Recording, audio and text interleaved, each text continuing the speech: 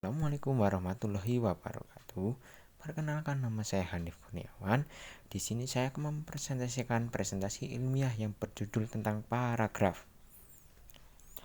Adapun paragraf meliputi materi tentang 1. Pengertian paragraf, 2. Fungsi paragraf, 3. Jenis-jenis paragraf, 4. Ciri-ciri paragraf, yang terakhir 5. Unsur paragraf. Yang pertama, pengertian paragraf. Mengutip dari Kamus Besar Bahasa Indonesia atau KBBI, paragraf bisa disebut dengan alinea. Sementara itu, pengertian paragraf adalah bagian bab dalam suatu karangan yang biasanya mengandung satu ide pokok dan penulisannya dimulai dengan garis baru. Gagasan pokok atau ide pokok paragraf bisa diletakkan di awal, tengah, akhir, atau bisa digabungkan di awal dan akhir. Gagasan pokok dalam paragraf berfungsi sebagai kunci isi paragraf.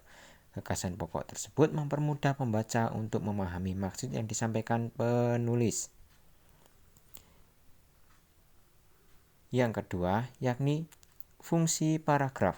Paragraf dalam sebuah artikel ternyata memiliki beberapa fungsi penting. Berikut ini fungsi paragraf, yaitu 1. Paragraf berguna untuk mengekspresikan gagasan pokok yang ingin disampaikan penulis. 2. Paragraf berguna agar ide pokok yang ingin disampaikan penulis mudah dipahami dan lebih logis serta sistematis. Yang ketiga, paragraf sebagai tanda pergantian gagasan baru. Ini berlaku apabila dalam sebuah artikel berisi banyak gagasan pokok. Yang keempat, yaitu sebagai pembaca akan lebih mudah memahami artikel apabila tulisan dibuat dalam bentuk paragraf per paragraf. Yang terakhir, yang kelima, apabila artikel berisi banyak variabel, paragraf bisa mempermudah penulis menyampaikan setiap variabel tersebut, dan pembaca pun lebih mudah memahaminya.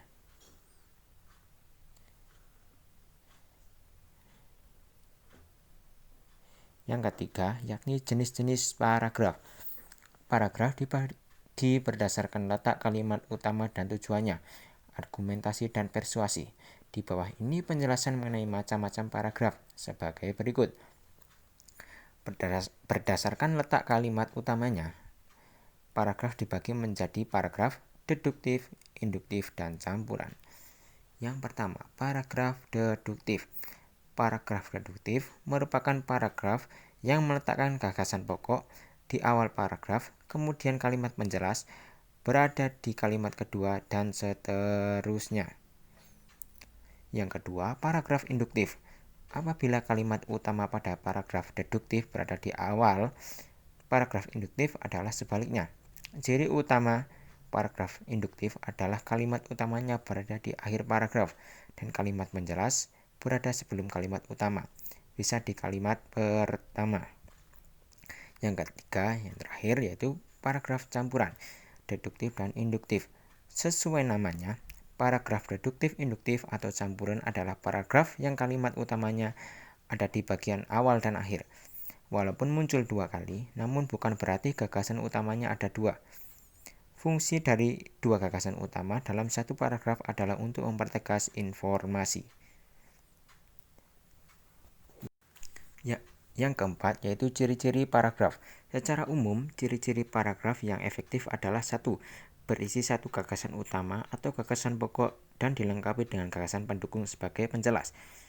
2. Kalimat penjelas harus benar-benar mendukung gagasan pokok. 3. Gagasan utama dan gagasan pendukung dikemas dengan kalimat yang lugas dan efektif serta tidak bertele-tele. Yang keempat, terakhir, dalam sebuah paragraf antar kalimatnya saling berkaitan satu sama lain. Lanjut lagi ke materi yang terakhir, yaitu unsur-unsur paragraf. Paragraf yang baik harus mengandung unsur-unsur di bawah ini. Dengan begitu, paragraf yang ditulis bisa dipahami pembaca lebih mudah. Yang 1. Paragraf harus lengkap, yaitu berisi kalimat utama atau gagasan pokok. Yang kedua, paragraf harus berisi kalimat penjelas yang mendukung kalimat utama. Yang ketiga, paragraf harus memiliki koherensi antar kalimatnya yang satu kesatuan untuk menghubungkan antar kalimat. Keempat, paragraf harus memiliki kesatuan, yaitu perpaduan yang kuat antara kalimat utama dan pendukung.